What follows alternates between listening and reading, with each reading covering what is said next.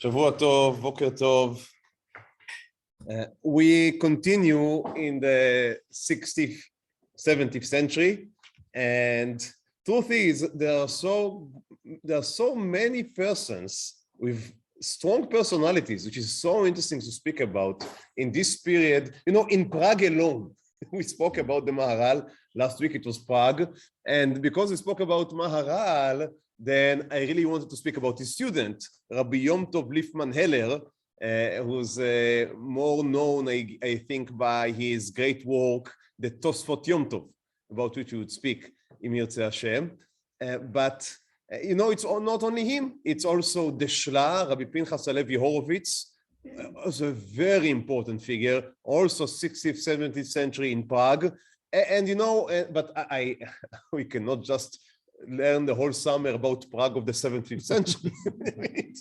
We need to be a little more spread. So I would take this view for the Tosafot Yom Tov, but I would try also to speak about some figures in the background, such as the Shla. So we would, at least I would be able to think to myself, to elude myself that we have, Boker Tov, that we have covered this period at this time. Okay, so Rabbi Yom Tov Lipman Heller was born in 1579 in a place called Wallerstein, or truth is, I have no idea how they pronounced it back then in Germany. So he is one of the last Yekes, meaning someone that is really a Yeke, by which I mean most of the people we know today, the families we know today from Germany, from Yekeland, right? So they were not Yekish all the way through. What do I mean by that? I think we already mentioned a few times that Germany was not an entity during most of the medieval and early modern times. Instead, it was either the Holy Roman Empire, or more accurately, it was a federation, a very loose federation of many small counties. So there were cities with princes that ruled them, and each prince has had its own autonomy in ruling his city or his small area. And most of them, while being able to rule independently, were all very united around the idea that the Jews are unwanted personalities and should be get rid of. So now that's in the good case. In the good case, you only expel them. In the worst case, I don't need, I think, to detail what can happen to the Jews when they are not being defended by the prince. So most of German Jews were not around, either because they were killed or because they were deported in the 50th, and I mean much earlier, but in the 50th century, in the 60th century, the 70th century, very few Jews in Germany, and they were not allowed to live in most of Germany. Now, maybe you think, oh, these Germans, they were anti-Semitic all the way. Yes, they were. But also in England, Jews were not allowed to live back then. So that was just a European fashion for many, many centuries to hate the Jews and to deport them. And again, deportation was one of the, it's difficult to say, that one of the easiest fits that could befall a Jew in these times. So, but there were a few places in which Jews still lived, and they were, we may say, they were keeping the flame going of the real German Ashkenazic in the Ashkenazic tradition. And one of them was in Bavaria, and it was this small village called Wallerstein. And Rabbi Yom Tov Lipman Halevi Heller is being born there, as I said, in 1579. Now, his father was a rabbi, a local rabbi in the place, but he passed away. His father was niftar while the mother of Yom Tov was still pregnant. So he was born already a yatom, an orphan. He grew up, he learned by his grandfather, as was the minhag back then. So I guess also now, if such a thing, calamity can happen, then many times the grandfather would take responsibility for the raising of the young orphan boy. And his grandfather was also, he was a rabbi, an important rabbi. As a young man in his teens, now we have to understand that being a child was very different in the medieval, or even as we say now in the Renaissance or in the early modern period. Very different. Childhood was different concept than what we are taking today childhood to be. Nowadays we see childhood which continue to the age of 35 as an early stage in which the kid does not take responsibility on his life, but is being sustained by his parents and is preparing himself in a certain sense to his life, and mainly is having fun. But back then, you were, till age 5, let's say, you were allowed to be a child. And from there on, you were part of the family. In many families, you were seen as responsible to your own limitations, to your own abilities. You were seen as responsible for sustaining and for helping your family. And children as young as 6 and 7 and 8 would be sent to work. In the Jewish world, you would send the 5 years old to learn. So you would learn for a few years. But in the age of 10 or 12, 14, if you didn't have A, unique skills, B, a family that would see it as important, and C, a patron, either a family or not, that would support you, you would not continue your learning. All 3 conditions required. So that you would have the skill, that you would have someone who thinks that it is important enough to send you, and that you'd have someone think it's important enough to support you. If you didn't have these, then you would not continue in your learning. You'd go to work. So even the children did stay learning. Obviously, someone that was in his teen years was seen as a young adult, meaning as a small adult. He's small in size, but he's an adult. So you would send him to different country many times. And there was no WhatsApp in which you can call your parents. So you would be sent and you would see them maybe once a year, maybe. So he was sent. Now, as I said, Ashkenaz, the old Yekish country, the Torah learning there was, it was disappearing because the Jews were disappearing. So he was sent by his mother and more by his grandfather, who saw that he's dealing here with a very special Ilui, with someone that is Baal Kishron, someone that is very, has the skill, has the intellectual skills. So he was sent, nowadays it sounds bad. We just last week we had the Yom HaShoah, but he was sent to the East. Now, back then, being sent to the East meant being sent to the Jewish centers in Prague, that is what we would call today Czechoslovakia, which didn't exist obviously back then. And he was sent, he could have been sent to Poland, which was also already a thriving Torah center. And that is what is happening. So he's being sent to Prague. In Prague, he meets the hero of last week, meaning the Maharal. And you may remember that the Maharal revolutionized, or at least tried to reform the whole Torah education in his small, not so small, in his yeshiva that he opened.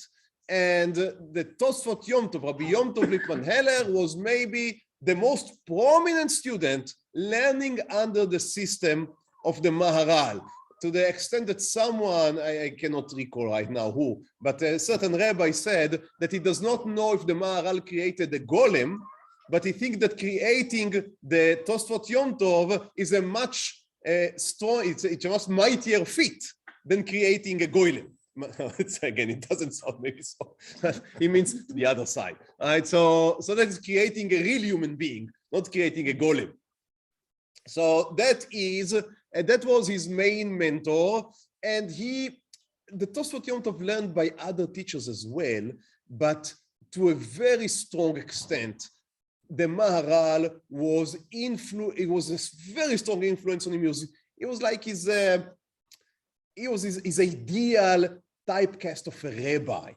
And throughout his life, the Tosafot Yom Tov would look back to the Maharal and ask himself, what would the Maharal do in my situation? Now, again, if you can recall a little about the life and the turbulences of the Maharal, then sometimes recalling what the Maharal will do and acting it would not necessarily help you to go through life easily. But we would see that in a short time. For the first 50 years of his life, Rabbi Yom Tov Lipman Heller had a very easy and nice life. He lived there under the Maharal tutelage. He became a Dayan in Prague, so he was a judge, a rabbinic judge, a very important position. It seems that he was earning a very nice living. I am not sure, and I do not know that there are any clear sources. He became somewhat wealthy. Now, not necessarily that he was a billionaire, but he was living in a very good standard of life. I'm not sure if it is because of his position, if it's because of his family, because of his wife's family. So I'm not clear how exactly he got hold of the wealth, but it seems that he was that he had a very comfortable life. And during these years, he wrote a few books. Some of them well known, some of them very little known, but just speaking about them, looking through them, you can see the scope of his knowledge. Now, again, we see here that he's a student of the Maharal. The Maharal believed in openness to the new science of the Renaissance, and the Tosafot Yom Tov is writing a book about physics. Now, it's not exactly a book about physics. He is taking a book written a century earlier, 2 centuries earlier, by a person named Rabbi Yedaya Hapnini, who was from Provence, and he's writing a commentary on this Sefer, updating it to the Renaissance standards of last word of science. So that's in the science department. He also writes about Kabbalah. He also writes the book that he most became famous for, which is his Perush to the Mishnah. Now here we should maybe explain a little more, because I think that his Perush to the Mishnah, a part of being his most famous work, is also a window to, again, what he's trying to achieve. So here's a whole introduction. If you look at the first source in your source sheet, and for those of you on the Zoom, I'll try to read slowly. So the first source, that is from his introduction, his Akdama to the Perush on the Mishnah that he wrote, which is called the Tosafot Yom Tov, by which is known. And in the Akdama, he writes the following: Keshem sheRabbeinu HaKadosh, Rabbi Yehuda HaNasi, שבيמיו נשנית משנה זו, והעוסקים במקרא מידה ואין המידה, במשנה מידה ונוטלים עליה שכר, גמרא אין לך מידה גדולה מזו. I skipped 2 sentences.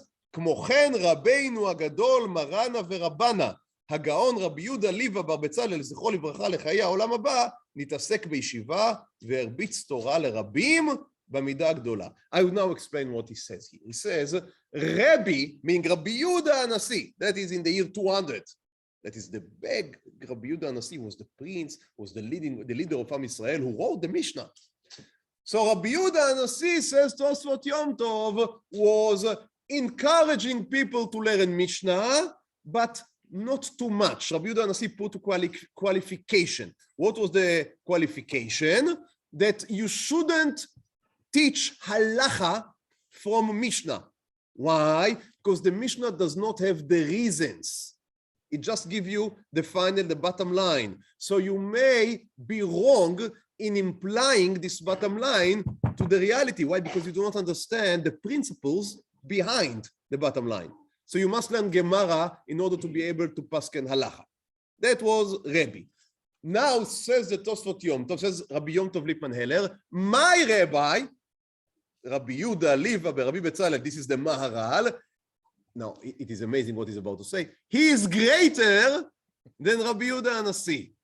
Why is that? Because he says the Maharal also encouraged people and directed them to learn Mishnah, but he also directed them in a way that they would be able to learn Mishnah not only as a collection of rootless, that's without roots, unrooted maybe, halachot and psikot, which you do not understand the logic behind them, but instead he encouraged the learning of Mishnah, a principled learning of Mishnah, meaning with the principles, with the reasons, with the logic.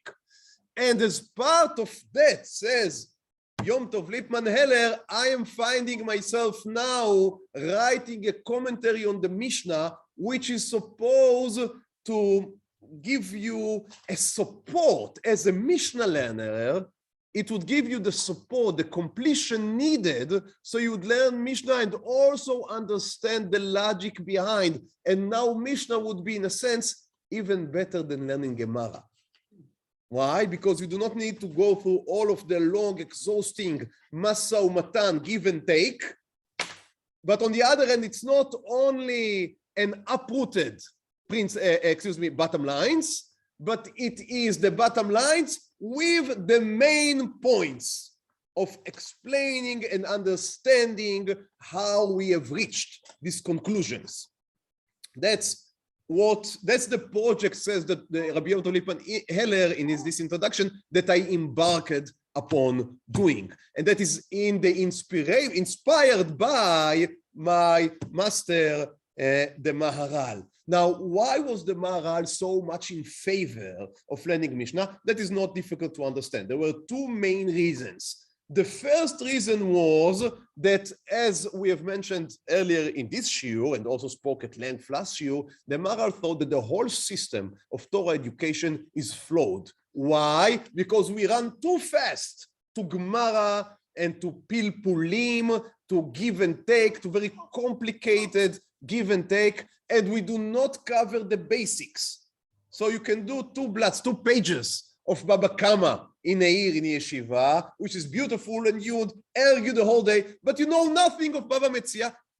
Leave alone Baba Metzia. You know nothing of the second Mishnah of Baba Kama. And the part of just being an ignorant in most of the Torah, you most probably would also be wrong in the way you analyze this single two dapim that you do learn, because you do not understand the context. So we must first learn Mikra, learn Tanakh, as it should be learned, and then learn Mishnah, and only then come to the Gemara. So he made Mishnah into a subject to itself. Now, I don't want to go into the whole subject of how it's, what is occurring in our schools nowadays. Mishnah is being learned as a topic, as a subject to itself. Is it really learned as a subject to itself in a way that enhance the learning of Gemara? I would, meaning those of you that learn in an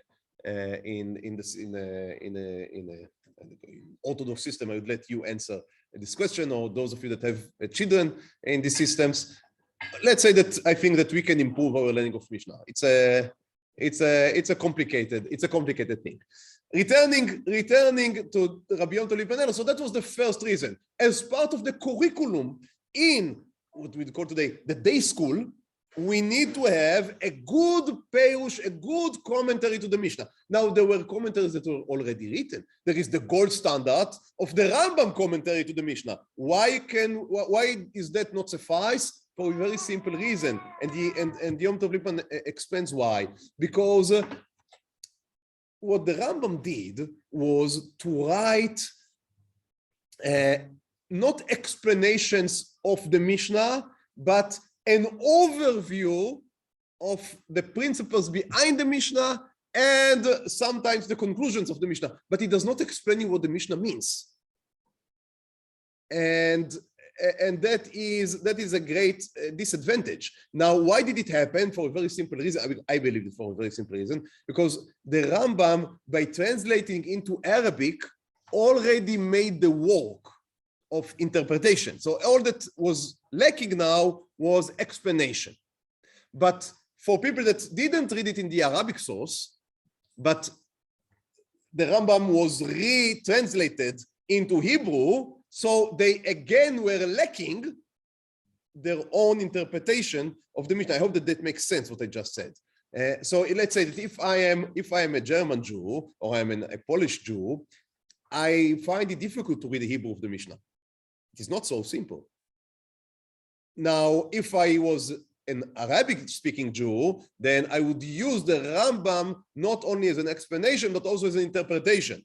But if I'm a Polish Jew, I cannot use the Rambam as an interpretation, so I'm again left with only the very difficult Hebrew.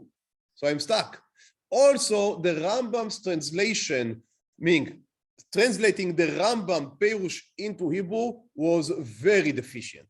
That was not, Rambam obviously is not to be blamed. That is on behalf of the translators. It was very bad work. This is just the truth of it. It was very bad. It was done to begin with from problematic handwritings, not from the original work of the Rambam manuscript.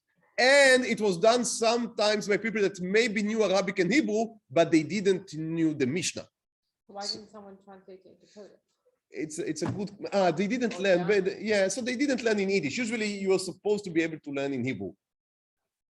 But they didn't, but it was still very difficult. So they needed someone that would be much more expanded.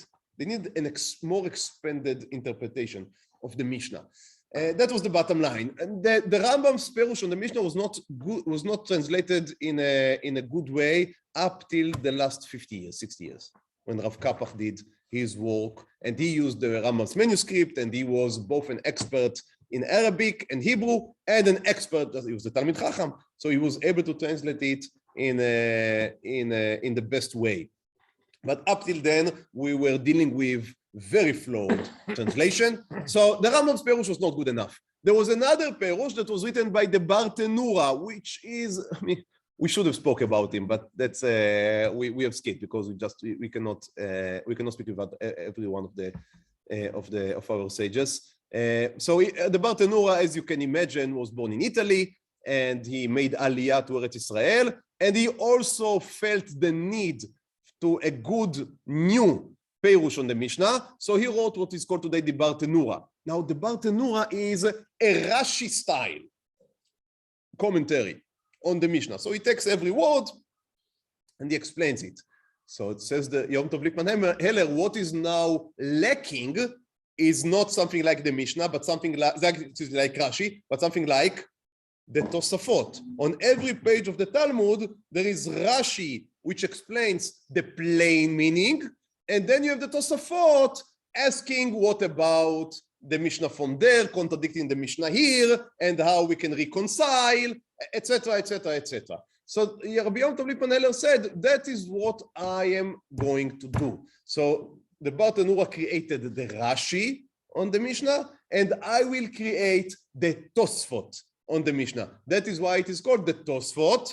Yom Tov. Yom Tov is his own name, and Tosfot is the type of project he is about to create. So that is the Tosfot Yom Tov. So I said one goal was the curriculum of the schoolboys. The other goal was the adults. Now, what about the adults? What would they learn?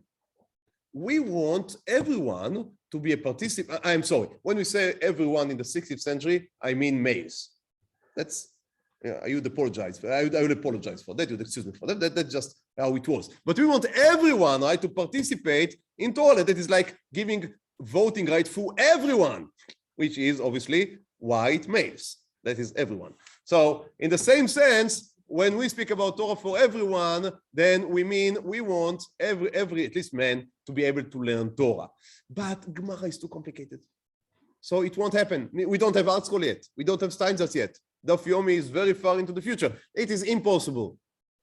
Imagining that everyone would learn Gemara is a pipe dream. It's not going to happen. So if we do want everyone to be somewhat immersed into Torah learning, so either that we are teaching Parsha and Rashi, which is a very important part of the curriculum for adult education, or if we do want them also to be engaged in the oral Torah, in the Torah Sheba'al Peh, Mishnah is a great tool because it is divided into small parts. It is ideal to take every day between Mincha and Ma'ariv one Mishnah or two and go through it, and then in 5, 6 years, you can learn the whole Kol HaTorah Kula, the whole oral Torah.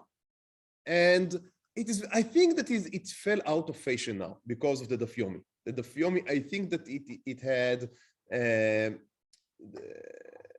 Chaka Chutza. I'm missing the words. Very popular 60 years ago, right? 50 years ago, but nowadays I find it difficult to find shuls. Maybe you have different experience, let me know.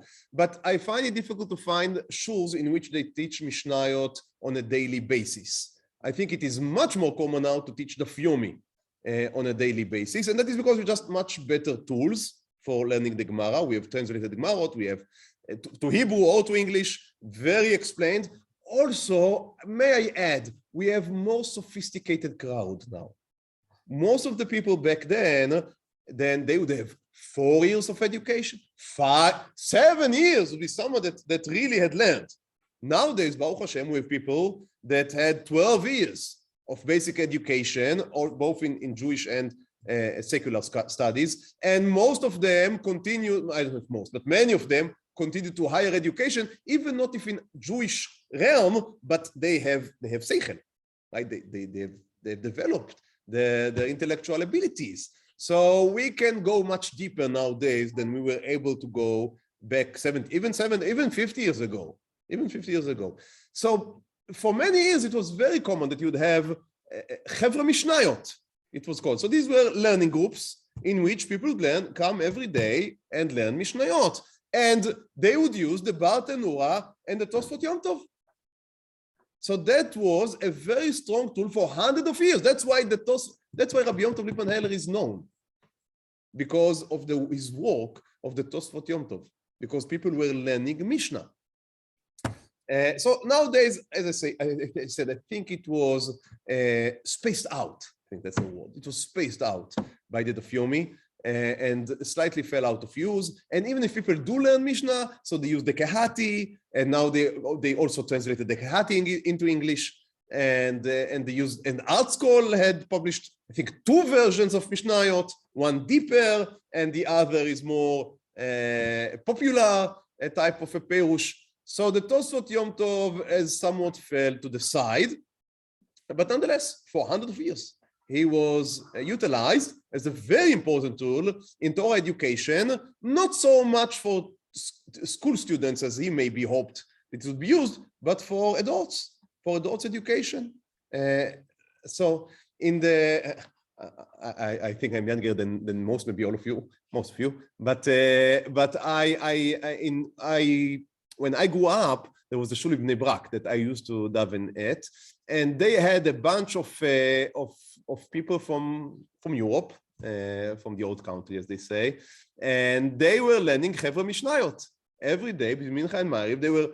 Most of them were simple people, and they grew up in different places in Europe, and they had very basic elementary schooling. Some of them in the years of the higher education were in the camp, so obviously they did not get there too much of a Jewish education, and they came here and they had to work for and build this country, but they were good Jews, and they would sit every Mincha and Ma'ariv, and one of them would prepare the Mishnayot and give it over, and he was using the Kehati, but he was also using the Bar Tenura and the Tosafot Yom Tov, and it was I cannot say that I intended too much or understood too much, and it was also spicing it with Yiddish words that I was not able to understand.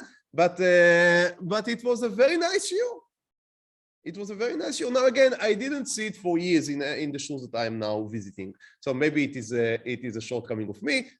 I do think that it almost disappeared, the meaning of learning Mishnayot. But fine. So that is his grand work, and as he says, he believes that his Rabbi, his mentor, that the Maharal, took here what Rabbi, Rabbeinu HaKadosh did, and the Maharal took it a step further.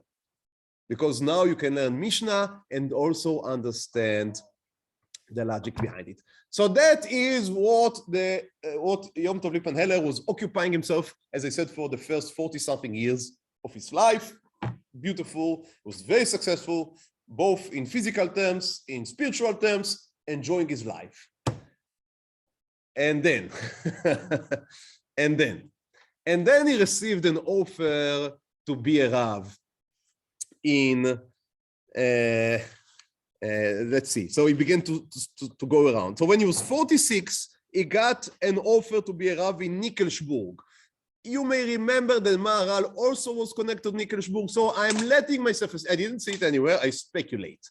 But I let myself assume that as the most known student of the Maharal, the people of Nickelsburg was hoping to reconstruct the good old days when the Maharal was the rabbi of Nickelsburg.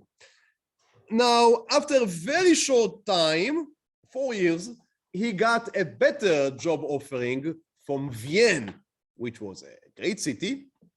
So he packed himself and moved after 4 years to Vienna. And then only few months later, and he's 49 or 50, he's being called, now he's being given an offer to be the Rav Rashi of Prague. You may remember that that was the job that the Maharal, I'm not sure, tried or didn't try to get a few times, but sabotaged himself every time when in the Proba, he was giving a speech against the rich men and the rabbis of the city. And now his student, his avid student, is getting an offering to come and serve as the chief rabbi of Prague, and he accepts it. So he moves to Prague. Now, we have to understand the historical background now. And that's very important to understand, because in the Rabbi Yom Tov Lipman Heller lifetime, two extremely important historical international events are happening, which would affect the Jewish community in a very strong way. One is the 30 Years' War.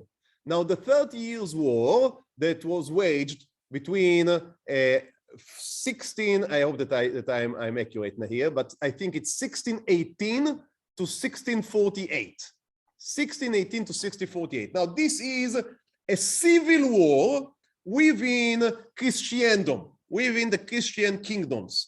These are the Catholics against everyone else. That would be the Lutherans, that would be the Protestants, not them yet, but the early iterations of type of reforms of Christianity.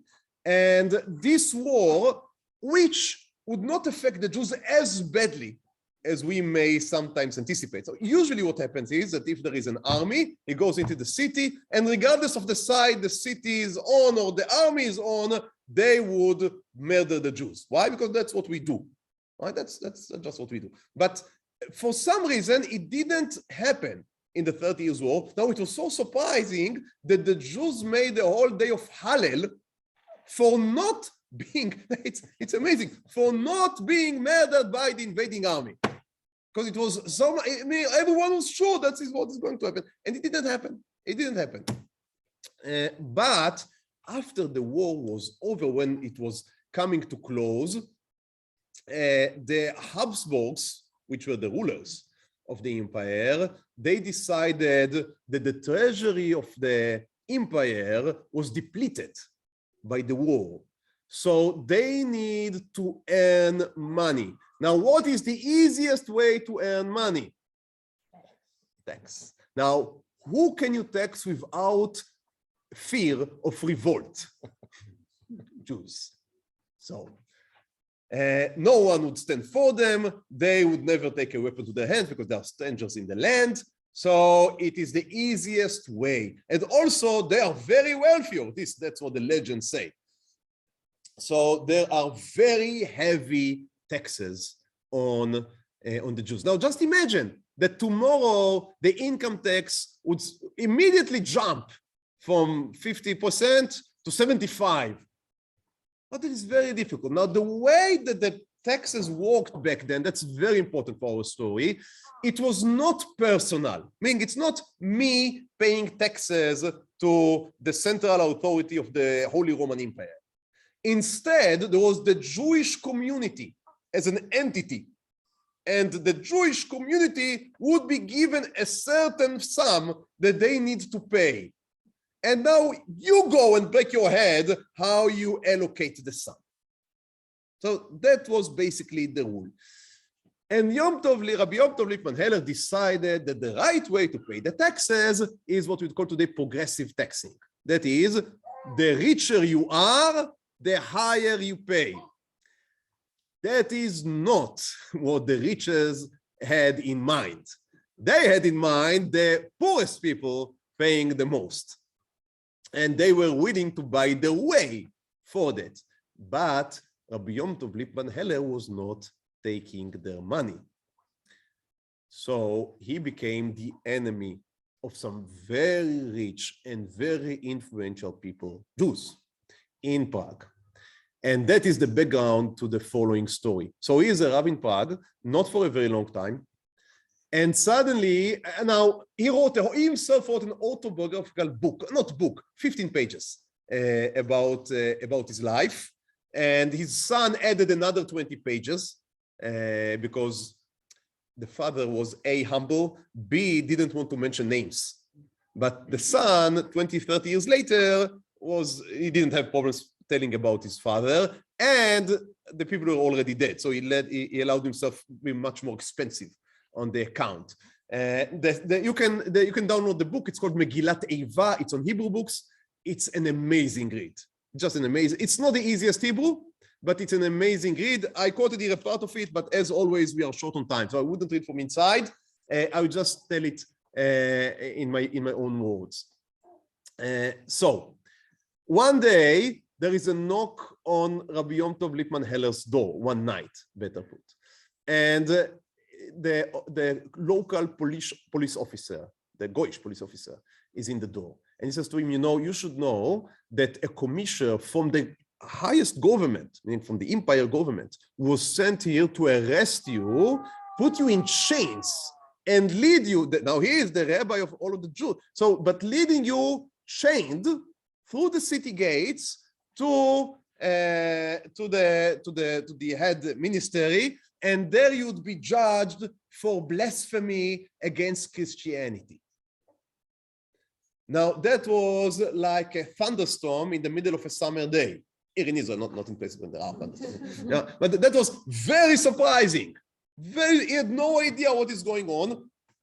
Now, he had a few friends with money that were able to convince the police officer that, convince in the way that you convince people, and that he would come to Vienna, to the seat of the empire, of the government of the empire, on his own accord in 6 days. But you do not need to lead him chained.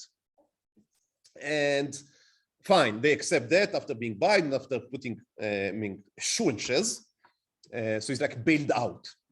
6 days later, or 5 days later, he appears in Vienna and he is being sentenced. He's being judged. He enters the room. He says, with 12 judges. So he's grilled by 12 judges. He obviously does not have any lawyer or anything like that. And they asked him, now he authored the book, which I didn't speak about. It's an important halachic work, but not very known in the popular crowd, which is called Ma'adanei Melech. It is an interpretation on the Rosh Rabbeinu Asher, dealing with many times very esoteric items of halacha. But part of what is dealing there is with Yei Nesech. Now, what is Yei Nesech? Yei Nesech is the concept that the Gentiles, when they touch wine, the wine becomes unallowed to drink. Why is that? Because some of the early Gentiles would be menaschim le'avodah zarah. They would use the wine as a gift for their idols. And that's why Chazal, the sages, completely banned every wine that a non-Jew would touch. Obviously, it was not only because they're afraid of avodah zarah, but also because they wanted to create distance between the Jews and the non-Jews. Okay, so all of that was very simple. Now, he enters the room, and the judges say to him, we know that you have written that we are heathen, meaning that we, Christians, are idol worshippers, and that according to that, we all should be killed. So you are a blasphemer against Christianity, and you are trying to invoke a revolt against our mighty emperor. Now, these are very, now we may smile, these are very serious offense, and you don't want to be on the receiving side, especially not in these times, in these times, but not also in our times. So he's trying to, first he's trying to understand what is going on. Now, as they ask him questions and he's trying to answer, he understands that someone with a good knowledge of Hebrew had translated a few sections from his halachic work, went with it to the emperor, to his very close advisors, and explained to them that what really is written here is that all Christians are idol worshippers, and also showed them the halacha that a non-Jew that is worshipping idols should be killed, should be put to death, which is written down. So when you put 1 + 1, the outcome is that the Tosafot Yom Tov is calling for the murder of all Christians. What now? So he's taking an oath, the Tosafot Yom Tov, right there and then, telling the judges that he only meant the heathen from early years and not now that Christianities. But they immediately counter with the pre-made argument that obviously, again, someone already equipped them with, that a Jew is allowed to take an oath. Why? Because on Rosh Hashanah, in Yom Kippur, he would come to Shul and he would say Kol Nidrei, and the oath would be nullified. So the Tosafot Yom Tov is trying to convince them, but the end result is that he is judged, is sentenced to death. So that is the first part of the story. It's moving. Then, now his son, now in the meantime, right now the camera is moving, he's now in the jail, and he is in trouble. He's in real trouble. He was just now convicted to death. His son is now returning. His son, Rabbi Shmuel, the son of the Tosafot Yom Tov, is returning. He's a young man, 18, maybe even younger, 17. He is returning now from a yeshiva. His father sent him to yeshiva in Metz, in France, to learn Torah there. And he is on his way back to Vienna, to Prague. And he is resting in a certain park. And when he's resting in the park on his way, suddenly he sees a young lady, non-Jewish young lady, running away, and there is an ox, wild ox, running after her. And he is able to understand that the reason why the ox is running after this young lady is because she has a red scarf. So now this young Jewish boy is running to the non-Jewish young lady, tear away from her a red scarf, and throw it in the face of the ox. The ox is now dealing with the red scarf, which is, that's the story. So the story is that oxes does not like red scarves. So he is now tearing apart the red scarf, and the non-Jewish lady is climbing a tree and is saved. A few minutes later comes a carriage with the husband of the young non-Jewish lady. And who is the husband? The husband is the consuliere of French to the Holy Roman Empire. And he is obviously very impressed with the brave young lad. He's offering him money. The Jew says, no, I need no money. Only if one day the Jews would need some favor, please help us. And the consuliere says, everything you would ask for. Reb Shmuel continues, and when he reaches Prague, he's being told that his father had been jailed. He's going there, he finds his father in the jail. He says, the son, that his father looked like he was older in 50 years. All of his hair became white, and he was crying, and the father told his son, I want to give you a final blessing. So you please say me some chiddush, some Torah, and I would give you a final blessing. And the son, and obviously it tells the son the whole story. And then the son says to his father, you know, I just met someone that may be of help. And the son is running back to this French consuliere. And the French consuliere says, obviously, I would give you any help that I can give. And he's going, it's an amazing story, and it's all written down. He's going to I don't know if to the emperor himself or to, again, a very close advisor. And he understands the story. So the story that you already understood, because I gave you the hints, but the Tosafot has no idea. So the story is that one of the richest men of Prague, the Jews, had been Moser. He was labeling, I don't know, what would be the word? Labeling, slandering Yom Tov Lipman Heller. And he was the cause behind all of this event. Now, it seems that this rich man didn't really want Yom Tov Lipman Heller to be killed. I mean, he didn't expect it to succeed so much. He only wanted it to be deported. But you know, you begin to roll a snowball, and you do not know where it would end. So this rich person, the way that he was able to do it was when the Holy Roman Empire was in the war, they were taking loans. Now, many times, who do you borrow money from? From the Jews, right? And so this rich person had some ministers of the government under his influence because they owed him big money and they were maybe late in their dues. So he was willing to say, he was able to say to them, you know, maybe I can forfeit some of your dues if you take care for me of this certain rabbi. And it was, for him, it was worth. Why? Because the rabbi was taxing him in a very high percent. So you can see how it works. And so now they understood the whole story, but it's still, they needed to release him.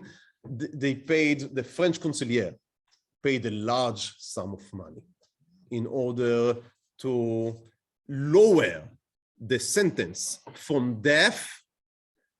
And the new sentence was a very high fine that required Yom Tov Lipman Heller to sell all of his property. As I said, he was a wealthy man, but he had to sell everything he had and go and ask for charity.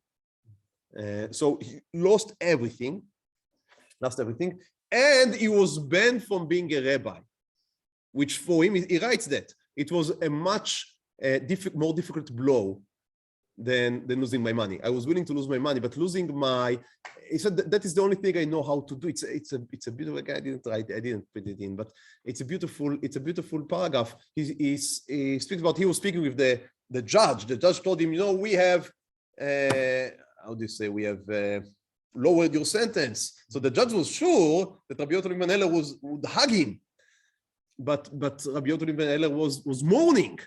And the judge says, okay, just work in something else. And Rabbi Yochanan ben Heller, I cannot work in something else. That's the only thing I know how to, it's the only thing I was created to do. But they were not willing to forego that. And a few years later, so he's losing everything, he's falling. For 3 months, he was so sick that he couldn't stand from his bed. After 3 months, after a year, I think, he moved to Poland. And he's becoming the Rav of Nemirov, which later became famous for a slaughter of Jews that happened there. So he became the Rav of Nemirov. In Nemirov, he again somehow, as I said, he walked after his rabbi, the Maharal, and everything that happened in Prague didn't change the course of his thinking. So in Nemirov, he was, so there he became the chief rabbi. But they wanted that the more smaller rabbis would be appointed, or the dayanim would be appointed by the rich men of the community. And he opposed that. He said that all the rabbis should be appointed by him, according to their degree of Torah and not according to their protectiot. So that earned him a deportation from the city. But at least he was not jailed. So he left there. And he became a rabbi in a few places, every place for a short time. So I will list Lublin, Brisk, Ludmir. In 1644, he's 70, right? No, he's 65. He's 65. He becomes the rabbi of Krakow, a very big city, a very big Jewish city. And when he became a rabbi there, he made 2 days. he made a Hay of Tammuz, which was the day in which he was jailed, he made into a fast day to him and to his kin, to the rest of the days. And up to today, there are people who know that they are children of the Tosafot Yom Tov, and they fast in Hay Tammuz. It's very interesting. I myself, by the way, as a side note, from my mother's side, so they have a connection, they are related son by son to Yom Tov Lipman, but because it's from my mother, then I do not fast on Hay of Tammuz. On Aleph Adar, which was the day he became the Rabbi of Krakow, he made it into a feast day. So a fast day and a feast day. It's very interesting because of these 2 days. Is one of the only people from the 16th, 17th century that people can still relate to them to. Because because it was kept in the family a generation after generation, these days, then it helped them to preserve the ichus. So that's a very interesting side note.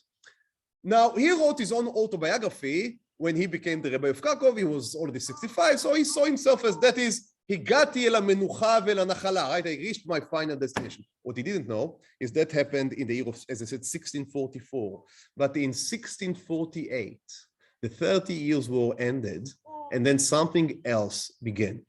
And that was what the Ukrainians called the War for Independence, the revolt of Khmelnytsky, and what we call Gzerot Tach Vetat, the pogroms of Tach and Tat. These are the Hebrew years of 6048, 6049, and that was a great calamity.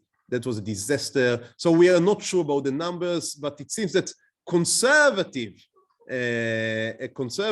estimations are about 300,000, and the more high-end are up to 500,000 Jews killed in these 2 years. And those that were not killed suffer. I mean, again, I don't want to go into the details. Maybe I would go a little into more details next week. Truth is, I don't want to, because it's disasters. It's just disasters. The descriptions are, wow. So he lived through that in his old age. He wrote a kina. Just look at source Gimel. That is a kina he wrote, source Gimel. Ele ezkera bedmaot shalish. That I remember crying. Tza'aka mara ugdola.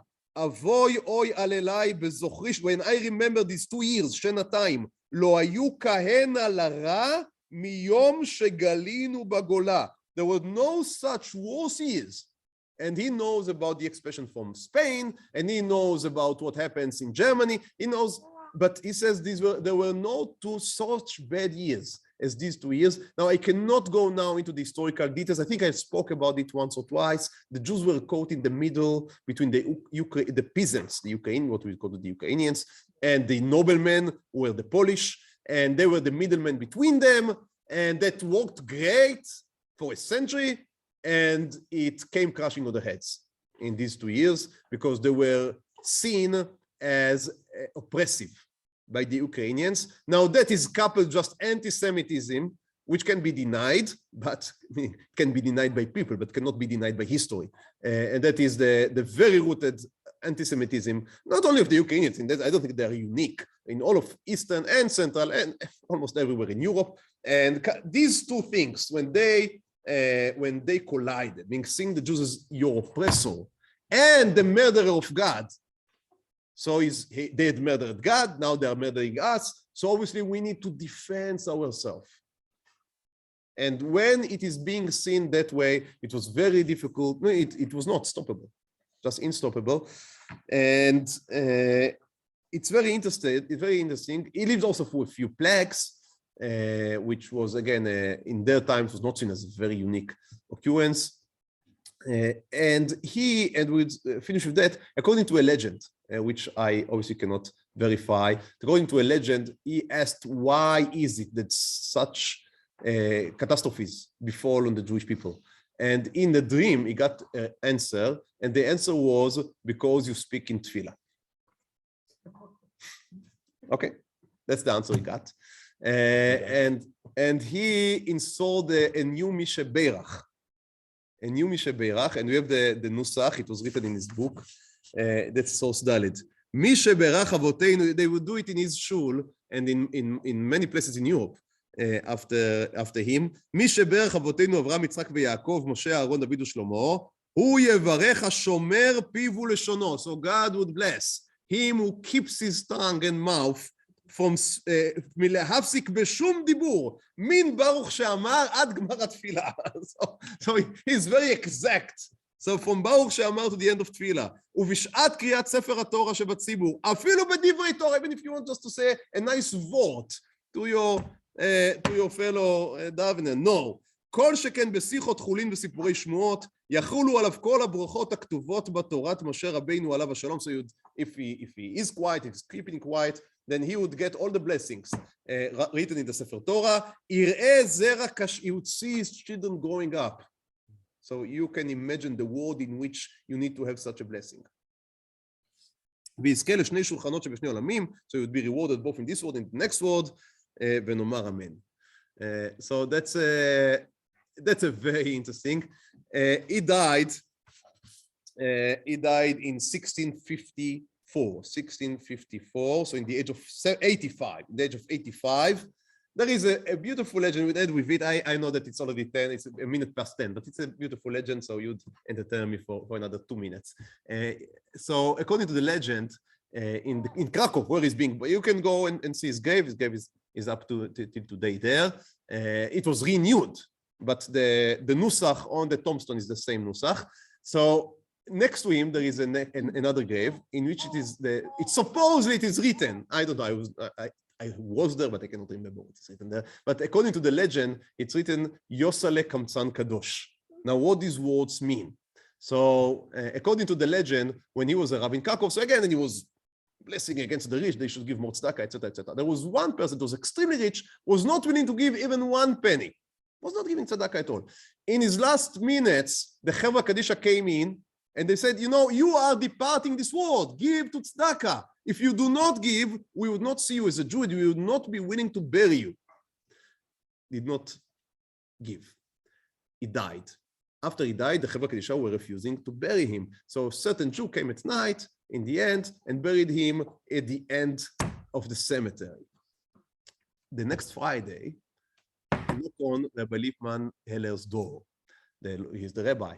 Who comes in? A certain almana, a widow. What happened? I need money for Shabbat. Okay, he gave her. How did you sustain this up till now? Every Friday there was an envelope on my doorstep with 20 rubles. Okay. Another 5 minutes, another knock on the door. This time an orphan. Next 5 minutes, there is someone that's rich. All of them with the same story. Every Friday there would be an envelope with a few rubles according to the size of the family. And that's how we sustain ourselves for the last 20 years. But suddenly this supply of money had ended. And it was not difficult to put 1 + 1 and to understand that the man that gave this tzedakah all these years was Yosale, that was buried, Yosale Kamtzan, the man that was buried, in the end of the cemetery. So the Tosafot Yom Tov asked, from now on he called him Yosale, they added on the tombstone, Kamtzan Kadosh, they added the word holy, and he asked to be buried next to him in order that, although he was buried at the end of the cemetery, to give it a kavod to the place. So that is a legend. I cannot in any way tell you anything about its truthness, but it's a beautiful story. It's a beautiful story. It's not a story about a miracle. It's a story about his persistence, about everyone has to support the community, and also his ability to admit when he was wrong. So even if the story is not correct, it is right, which I think is the mark of true legends. So thank you so much for participating. We'll continue in Mirza Hashem next week.